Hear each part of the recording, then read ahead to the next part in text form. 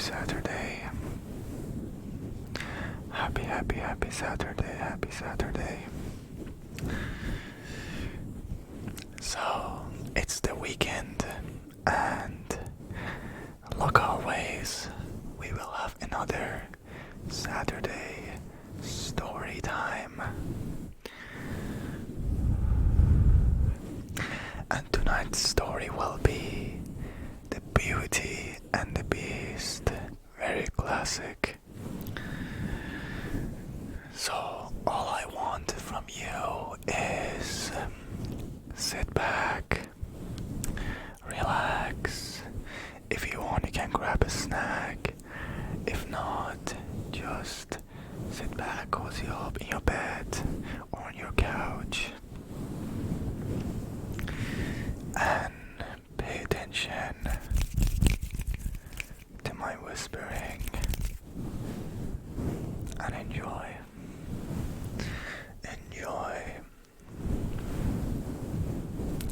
Let's get started. Once upon a time, that was very rich man. There was a very rich man who lived with his three daughters.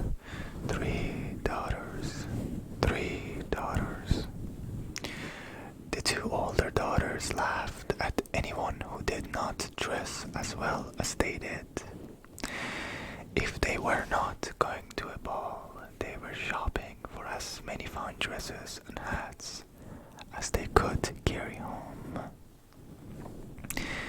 The youngest daughter, Beauty, liked to read most of all. "No one will want you," her two older sisters said, and they laughed. "Look at your hair. You look like a servant girl." Beauty did not know why they talked to her in a mean way, but she said nothing. One day the father got some very bad news. He had spent all of his money on a ship that he sent out to the sea for trade. Now he learned, rich father. Now he learned that the ship was gone. Everything on it was lost. All at once. The rich father became as poor as he could be. The family could not longer stay in their big house. The house, its fine tables and chairs, and all of their fine things had to be sold. All the fathers had left was a little hut deep in the woods. So that is where he and his three daughters had to move. Living in the hut in the woods was hard work. Each day a fire had to be started, meals cooked, the place cleaned up, the garden tended, and things fixed when they broke. Now that the family was poor, you will think the two older sisters would help out with the chores. Think again. "She looks like such a mess," they said, turning up their noses at Beauty. "She might as well serve us." And so Beauty did all the hard work. And then, good news, the father's ship came to shore. Daughters, said the happy father. "I'm going to the town. Tell me what fine gifts I can bring back for you." "Bring me the finest dress from the finest shop," said the eldest sister. "I want one just like it," said the middle sister. "And you, Beauty," said the father. "All I want, father," she said, "is a single rose. I want a single rose." "Can you believe her?" the elder sister said. "What a fool," said the middle sister. They both laughed. "Girls," said the father. If that is what Beauty wants, that's what I will bring back for her. The father was on his way home when he thought, I forgot all about the rose for Beauty. All at once the sky turned black. Oh dear, he said, a storm is coming. A moment later, heavy dark rains fell from the sky. Soaking wet and tired, the father saw a blink of light from far away. He went closer to the light, hoping it meant there was some place he could ask to stay the night. When he got up close, he saw a large palace with candles in all its windows. It was very odd, but the garden gate was open, and so with care the father stepped in. Hello, he said. No answer. There before him was a great feast over a long table. Hello, hello, he said again. Still no answer. The father sat down in front of the fire to warm himself, and he waited, but still no one came. I suppose it would be all right if I stay the night, said the father. He took a quick bite from the feast, found the bedroom, and fell fast asleep. The next morning the table was laid again, but this time with breakfast. Again, most odd. No one was around. I suppose I should leave, said the father after a while. On the way out he passed a rose garden. I will take just one, said he, and he picked a rose for Beauty. Just then a loud stomp came up from behind him. Roared the voice, "You took my rose." The father spun round. There before him was an awful, huge monster. I'm sorry, he said. I didn't know. You will pay for this, the beast yelled. You will die, the beast yelled. The father fell on his knees. Please, please, he begged. Do not kill me. I only picked a rose for one of my daughters. Oh, so you have daughters, said the beast. Well, if one of them will come and stay here in the palace, you will be free. If not, you must return yourself in 3 months and take your punishment. Then the father got home. Beauty could tell something was wrong. What is it, father? She said. Oh, nothing, said he, but she knew that wasn't true. At last, the father told his girls what the beast had said. This has all happened because I asked you to bring home a rose, said Beauty. I will go there in your place, or else you will die. No, I cannot allow that, said the father. I am old and I don't have much time and longer to live. You are young, you must not do this for me. But Beauty would not change her mind, and 2 days later, the father took Beauty to the palace where the beast lived. So this is my daughter, said. So this is your daughter, said the beast, looking at Beauty. Yes, said she. I will stay here, and that means my father is free to go. That is what you said. Yes, the beast said. The days were long, and there was no one for Beauty to talk to at the palace. Every night at 9 the beast would come for dinner. At first he would only grunt, and she said nothing. After all, it was not easy to be a prisoner, even if it was at a palace.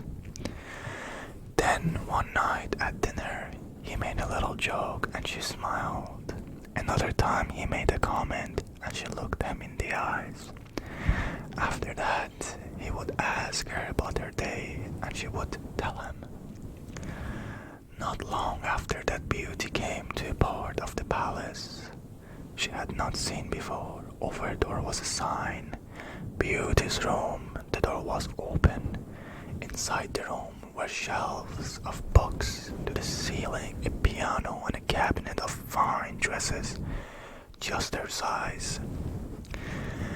Now there was much to talk about at dinner. One night at the end of the dinner, Beast said, Beauty, I love you, I love you, I love you. Will you marry me? Will you marry me? Beauty was shocked. Beast, you're my best friend, she said. But please understand, I do not want you to marry me. Still, the Beast asked her the same question after dinner, time after time, and each time Beauty said the same thing. One night the Beast said, Beauty, if you will not marry me, what can I do to make you happy? If you must know, she said, it would be to see my father. I miss my father so much. So the next night the Beast gave Beauty two magical items, a magic mirror and a magic ring. If you want to see your father, said he, just ask the magic mirror to show him to you. If you are ready to go back home, turn the magic ring on your finger 3 times and ask the mirror to take you there. When it's time to come back here to the palace, turn the ring 3 more times and ask the mirror to come back. But do not be gone for more than 1 week, or I will die of grief. Beauty agreed. When she got back to her room, she looked in the magic mirror and asked to see her father. And there he was in bed, and looking so sick he could die. In fear, Beauty turned the ring on her finger 3 times. Please, magic mirror, she said, take me home right now. And she was back. Oh, such a joy when her father looked up and saw Beauty. For much of why he was ill was in knowing that Beauty was stuck in the palace, all because of him. Beauty stayed by the father's side for hours. She told him that she had all the books she could read, music to play, and fine dresses to wear. The Beast is not so bad, she said. Once you get to know him, he's good to talk to. He's my friend. Beauty looked around. Where is my sister? Where are my sisters? They are both married, said the father. Did they marry good men? Said she. They had a lot of money, said the father, but I do not know if your sisters are happy. For the eldest sister had married a handsome man, so vain that he gave no thought to anything else, including his wife. And the middle sister had married a man with a sharp wit, but who used it to hurt everyone around him, and most of all, his wife.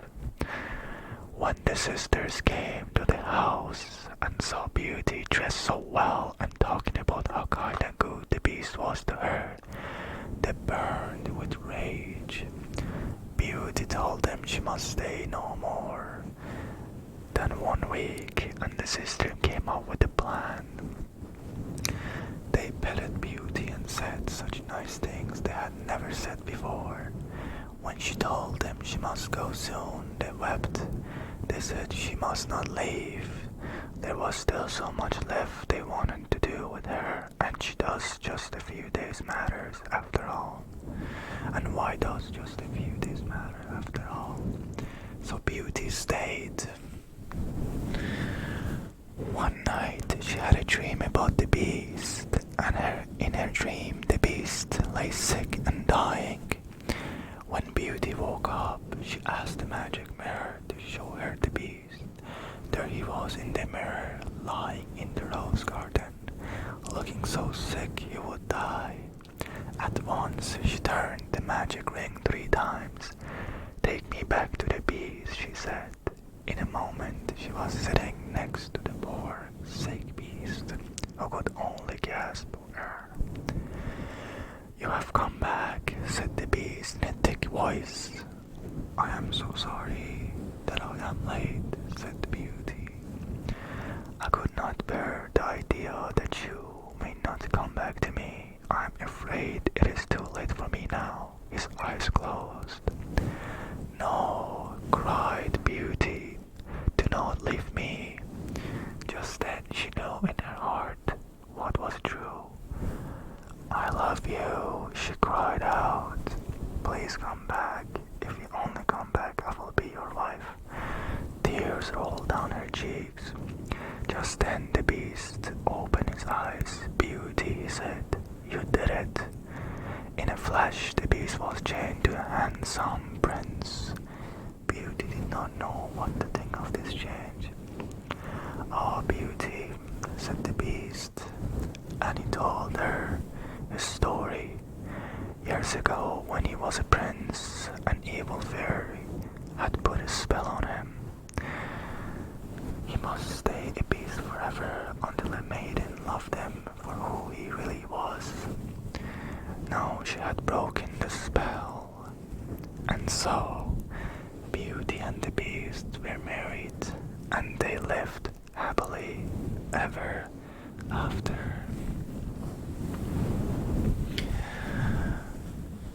There are different versions of this story, and there are like cartoons and everything. I believe this one was like a shorter version of it, but still the same story, Anyways, I hope you guys enjoyed it. This Saturday's story time. And if you're new here, make sure to subscribe. And if you enjoyed this story, give it a thumbs up. I'll see you very soon, okay? You have a great night and a great sleep. Take care, and good night to you.